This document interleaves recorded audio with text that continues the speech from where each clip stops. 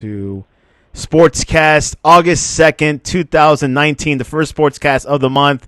If you haven't yet, please subscribe in all our channels, YouTube, Periscope, and iTunes. And if you're in iTunes, please leave a rating and review.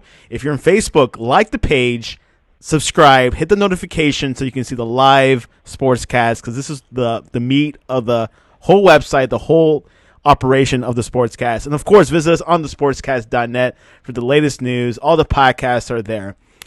Last night, the Hall of Fame game happened. The Broncos won the game last night. And, of course, that means the preseason's coming. The NFL season's coming. And to join us to talk to us a little bit about it is Mr. Jeff Fawver. Welcome back to the Sportscast. I appreciate it, Santiago. Thanks for having me. Last night, the Broncos beat the Falcons 14-10. Jeff, what does the Hall of Fame game mean to you? Well, so it's awesome that football's back, so that part of it's great. But that first preseason game is always, and it doesn't matter who the teams are. I mean, no matter who plays in that game, it is always ugly. And last night's game was no exception. I mean, it was an ugly game, but at the same time, it's still the NFL is back, so it gives you that little extra jolt of sunshine, knowing that we're not far away from real football. Exactly. Now, before we head on to the Chiefs, which is like the most important team, in the NFL, what are your projections for the Broncos this year? So, the Broncos are a hard team to figure out because I think they did some nice things to improve their roster, but then they also I don't know that they'll be as strong as they were in some of the areas they were strong last year. So when I look at their roster, I like what they did on their offensive line. They added some youth. They added Juwan James from the Dolphins. And so I think their offensive line will be a little bit better. Mike Munchak was a great pickup. I think a lot of people would say he's the best offensive line coach in the NFL, so he'll help them a lot.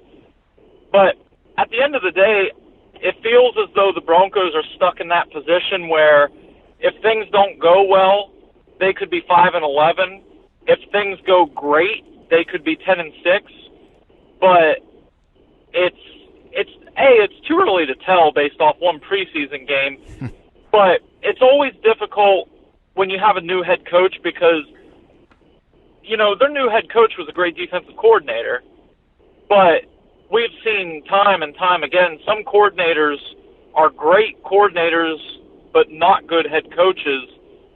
So we just don't know yet. You know, I think it's too early, but I don't think the Broncos – I can't imagine them keeping up with the Chiefs or Chargers, but I also think that week in and week out they're going to be very competitive within the games.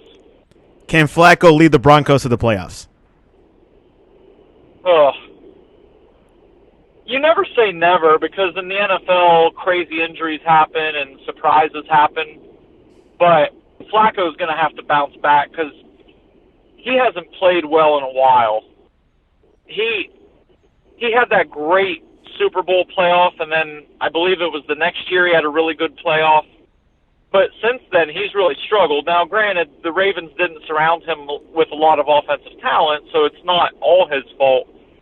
But I'll be curious to see if Emmanuel Sanders looks like himself, because coming back from an Achilles injury at 30 is really tough. And the Broncos need Sanders to really be the reliable receiver because the rest of their receivers are really young. And that's not to say they can't be good, but they're probably not going to be really good week one. So we'll see. If I had to bet, if I had to say here's my life savings, I'm saying yes or no. I don't think the Broncos are a playoff team, but I don't think they're going to be terrible either. Do you think there'll be a quarterback competition between Flacco and Drew Lock?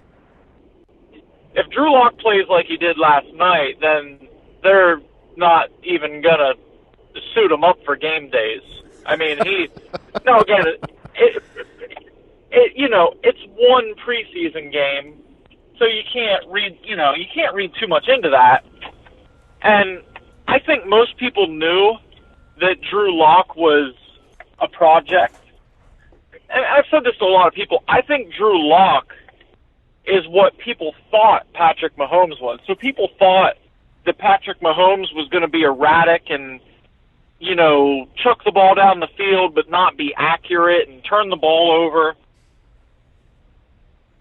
I think that that's kind of what Drew Lock is. I think Drew Lock has a lot of work to do. That's not to say he can't develop into a pretty good quarterback, but there's a good reason that he fell into the second round. Yeah, of course. Obviously, we have a couple more preseasons. The Broncos and the Falcons have a total of they have a couple more preseason games to go. How do you see the Falcons for this year? I think the Falcons peaked a couple years ago. The year that they made the year they beat the Seahawks in the playoffs when they still had Tony Gonzalez, that goes back a while. And I feel as though ever since then the Falcons have been trying to chase that, Now, to their credit, I will say last year, every year there's a team that just gets absolutely obliterated by injuries, and it gets to a point where you can't overcome it. And last year the Falcons lost 3 of their best defensive players. No matter who the team is, when you lose that many guys, it's really difficult. So it's not just as simple as, the roster stinks. But I don't see the Falcons as a playoff team either. Now they could maybe sneak in if, again, it always comes down to in the NFL if star players for other teams get hurt or guys just underperform, but I don't think the Falcons are going to be better than the Saints. They're probably better than the Bucks. And then the Panthers are kind of a wild card because Cam's so up and down. He could be great. He can be really rough. So that division, I think, is going to be the Saints, and then I think it's going to be the Falcons and Panthers competing for second place. Yeah, because on paper, you got Matty Ice, you got Julio Jones. I mean, they look good on paper, but I guess when they're on the field, they just don't perform well. And they didn't protect Matt Ryan last year, and he's not a guy. Now, no quarterback is as good when they're getting pummeled, but Matt Ryan is not a guy that's going to make a bunch of plays outside of structure. He's not going to avoid a sack, escape the pocket, and then make a big play on a regular basis. If you keep him clean, he can make all the throws, but the Falcons didn't keep him clean last year. So I think if they do want to be successful, I think the big key for them is going to be balance on offense, make sure they don't forget about the running game. I don't know, losing Telvin Coleman isn't ideal either because, that's a game breaker. That's a guy that turns a 5-yard run into a 40-yard run. But, Matt Ryan's going to have to play well, and they're going to have to protect him better to give him a chance to play well. Coleman, I can't forget about him. Great running back. Let's go into the Chiefs. On April 26, 2019, the Chiefs general manager, Brett Veach, announced that Hill was suspended from team activities as a result of the ongoing child abuse investigation. The NFL announced on July 19th that Tyreek Hill will not be disciplined for the investigation because the league felt he did not violate the personal conduct policy. How lucky are you to have back Tyreek Hill? Well, I think he's the most dynamic player in the entire NFL. So at the end of the day, it makes a gigantic difference. And when you talk about wide receiver quarterback duos, he couldn't be paired with a better quarterback than Mahomes for his strengths because, Tyreek Hill gets behind the defense all the time. And now obviously it's training camp, so you take everything you hear with a grain of salt. But Patrick Mahomes, last year, I wouldn't say it was a weakness necessarily, but where he left plays on the field was he missed quite a few deep balls to Tyreek Hill where Tyreek just had guys blown off the field. So I say all that just to say that from everything we've known so far, that's something that Mahomes has taken very seriously this offseason and working on his feet and making sure that he doesn't miss those opportunities this year. So I really think as long as they both stay healthy, I think Tyreek Hill is in for a gigantic year. And I think in terms of being lucky to have him, the whole situation is pretty foggy. But, you have to hope that Hill is smart enough to separate himself from the family that he had the issues with, and then moving forward, just, sometimes you just have to take a step back and focus on football and make sure you're not putting yourself in poor positions. And he didn't always do that. So, and then the other side of it is, the reporting on that entire thing was absolutely heinous. There's still headlines that come out today that use information that was proven to be false 3 or 4 or 5 times. So that doesn't help the cause either. But I'll just say this. He met with the NFL for 8.5 hours. Wow. You don't meet with the NFL for that long just to talk about the weather. So whatever he shared with them and whatever his attorney shared with them, I think must have been very, very compelling, because in the past the NFL has given out suspensions just to protect their brand. So for him to have enough evidence that he didn't do anything wrong, it must have been a tremendous amount of evidence that they didn't at least just give him a 2-game suspension, just for the sake of sending a message. That's something that was very looked on upon. Obviously, there were some other players throughout the league that got 4-game suspension. I think, the worst case scenario, he would have got 4 games, right? Yeah, they could have used the Jimmy Smith suspension because he threatened his girlfriend. But apparently, now again, I didn't follow the Jimmy Smith situation, but apparently when they dug into it, they found that he, on a regular basis, was threatening her and saying horrible things.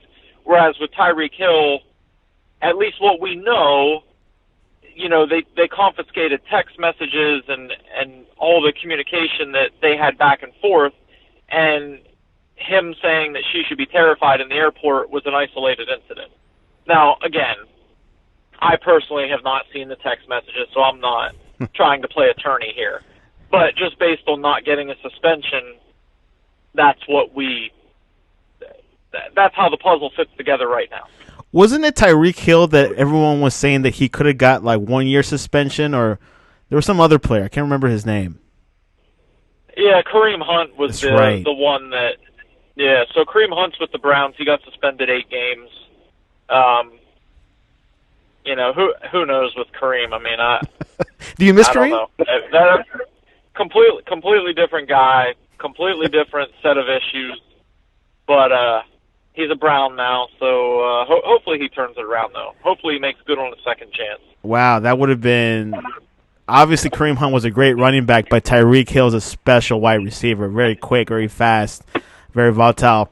Obviously, the Chiefs have lost a few players. Of course, you said they were not very important, but how are the Chiefs looking for next year? I could see a situation where the AFC playoffs play out really similar to last year. The Patriots are still going to be there. The Patriots offense has some things to overcome, but their defense is going to be awesome. And the Chiefs are going to be right back where they were last year. Again, if you just assume that no gigantic injuries happen to any team, Mahomes is going to get them deep in the playoffs. That's just that when you look at their offense has a chance to be better than it was last year. And the thing that I go back to, Kareem Hunt only played 10 games last year, and I think Sammy Watkins played 8 or 10 games. So my point is, when you look at the historic offenses that the Chiefs' offense from last year put up numbers similar to, those offenses didn't have their playmakers missing games. So the Chiefs could, in theory, stay more healthy this year and actually put up bigger numbers than last year. Now, from a strictly numbers standpoint, the other side of that argument would be, well, maybe they don't have to score 40 every week because the defense might be a little bit better. So we'll see. I think they're still going to score a bunch. I think early in the year the defense is going to struggle, but I think as we get closer to the middle part of the season, that they'll be a respectable defense, and I think they're definitely going to hit the quarterback. I'll say that for them. But the cornerback position is still going to be an issue. That's just that's the thing with the Chiefs. They've had issues with their defense last year. Do you think has the Chiefs made any tweaks for this upcoming season? Well, they pretty much just blew the whole thing up from last year. I mean, they're going to have 2 new starting safeties, at least 1 new starting corner. They're going to have, I mean, if you look at their entire front 7, the only, Chris Jones will be back. Ragland and Hitchens, we don't know if they're going to earn starting spots or not. But I think the big thing that they changed, Frank Clark is a really good get for them. So I think he'll be a difference maker. I didn't like that they lost Justin Houston, but I can see what they're doing. So they're going to rotate a lot more defensive linemen this year. If you look at their roster, they're probably going to be rotating 7 or 8 defensive linemen, which is, that's a Steve Spagnuolo thing. He did that with the Giants too when they won their Super Bowl.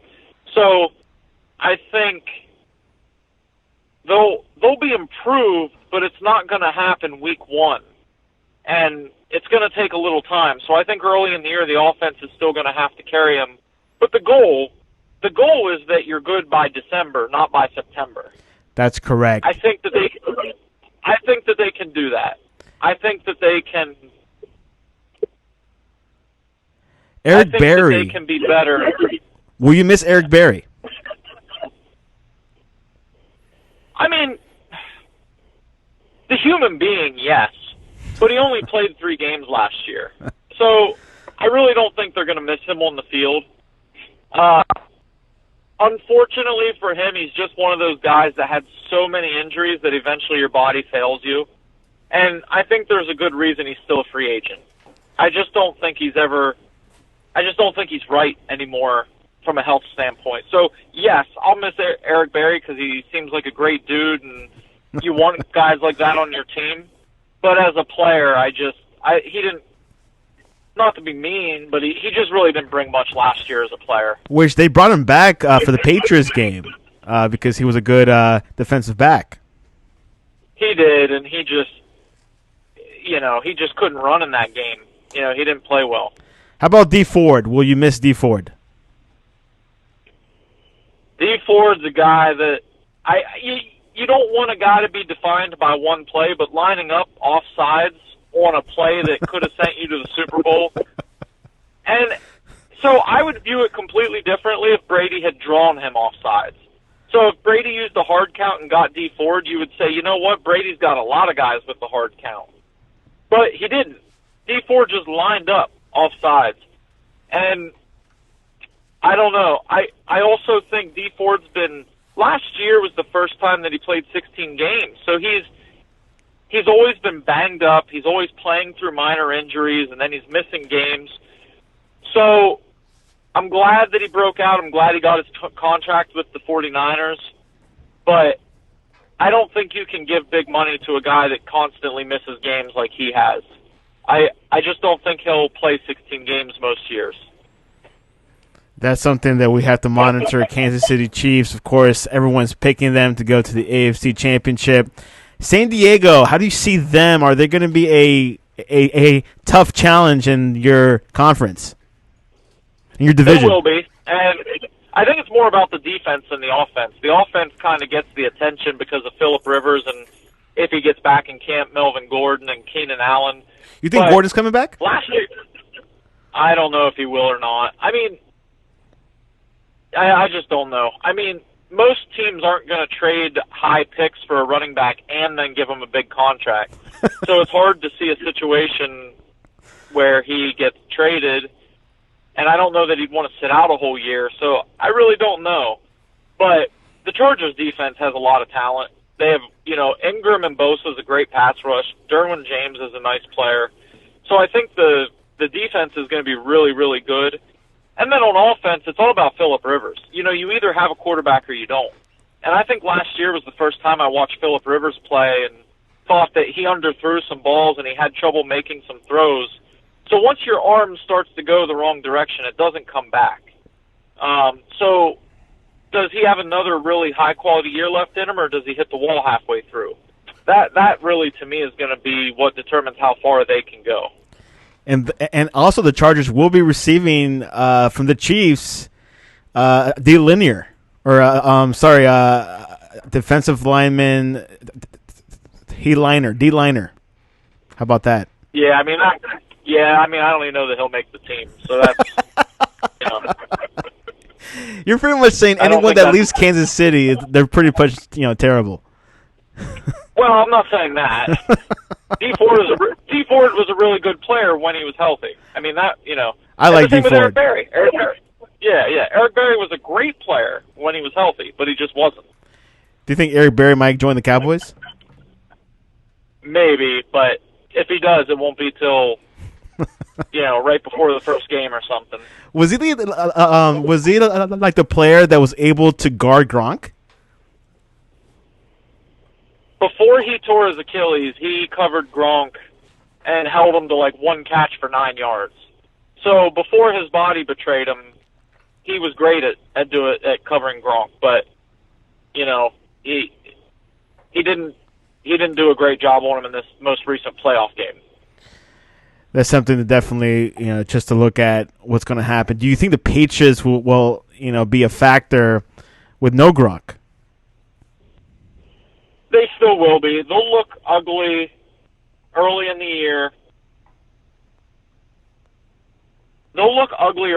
Just like they always do, and people will try to write them off, and then they'll find a way to get it going and end up deep in the playoffs. So, yes, they're going to miss Gronk, but they're not going to fall apart.